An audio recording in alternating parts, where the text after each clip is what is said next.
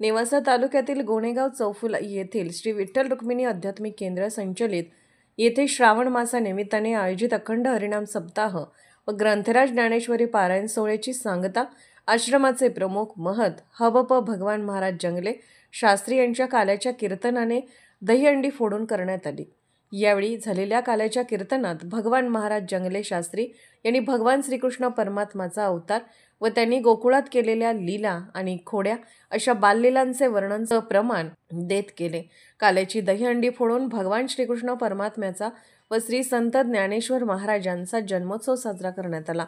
अखंड हरिनाम सप्ताहातील आयोजित ग्रंथराज ज्ञानेश्वरी पारायण व कीर्तन महोत्सवात योगदान देणाऱ्या दात्यांचा यावेळी हबप भगवान महाराज जंगले शास्त्री यांच्या हस्ते श्रीफळ प्रसाद देऊन सन्मान करण्यात आला। यावेळी उपस्थित हजारो भाविकांना गोणेगाव येथील संतसेवक गोविंदगिरी शंकरगिरी गोसावी यांच्या वतीने महाप्रसादाचे वाटप करण्यात आले।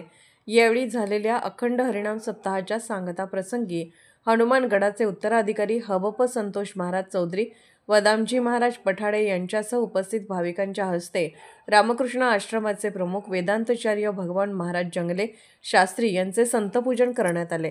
प्रतिनिधी सुधीर चव्हाण, नेवासा।